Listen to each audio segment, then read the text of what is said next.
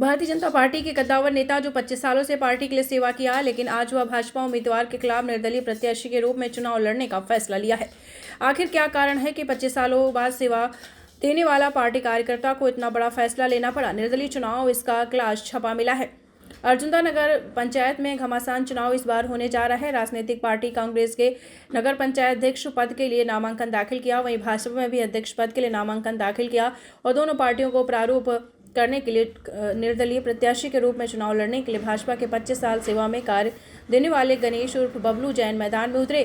परेश जैन ने कहा है कि मैं भारतीय जनता पार्टी का एक कार्यकर्ता था। मेरी महत्व का पार्टी द्वारा नहीं पहचानी गई। जहां 2 बार नगर पंचायत अर्जुंदा में सामान्य सीट आई, लेकिन दोनों बार मुझे पार्टी से टिकट देने से वंचित किया गया। इसलिए मैं अपने कार्यकर्ताओं शुभचिंतकों के आशीर्वाद से निर्दलीय प्रत्याशी के रूप में चुनाव क्लास छाप से लड़ रहा हूं।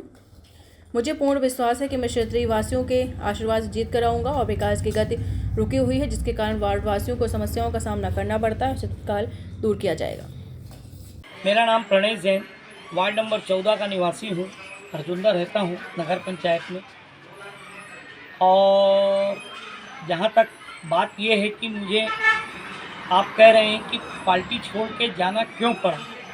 पार्टी में लगातार मेरे साथ इसके पहले 2014 में भारतीय जनता पार्टी यहाँ सामान्य सीट हुई थी, तो कांग्रेस से आए भाई हरीश चंद्राकर को टिकट दिए। उस समय भी मेरी टिकट फाइनल हो गई थी। उस समय भी मेरे साथ अन्याय हुआ, छल हुआ। और उसके बाद पार्षदों के द्वारा चुनाव हुआ, तो उस समय भी सीट, उसके बाद पिछड़ा वर्ग हो गया।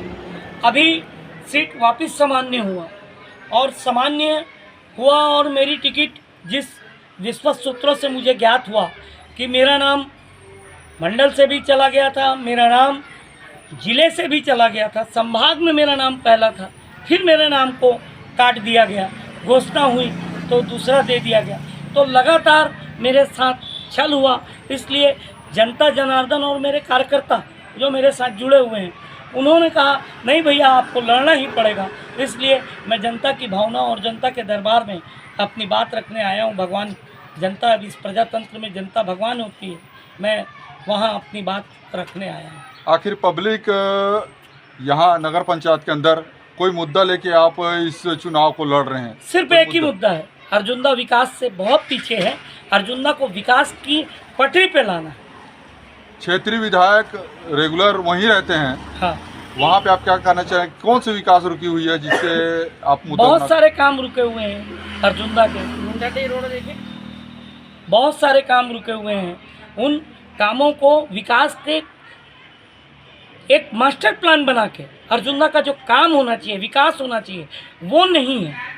आज अर्जुंदा में ऐसी नालियों की व्यवस्था देखिए, आज गली की सड़क की व्यवस्था देखिए, सारा स्थिति अर्जुंदा में आप जाकर घूमिए, आपको पता चलेगा। अर्जुंदा आज भी नगर पंचायत बनने से इतना पीछे हो गया है विकास के मामले में कि पूछो मत। बस स्टैंड की एक मांग थी यहाँ पर। हाँ, जो अभी तक रुकी हुई है। हाँ, जिनका मेरे हिसाब से भूमि पूजन वगैरह भी हो चुकी है, जो अभी 5 साल के अंतर्गत नहीं की गई, तो उसमें कुछ कहना चाहेंगे?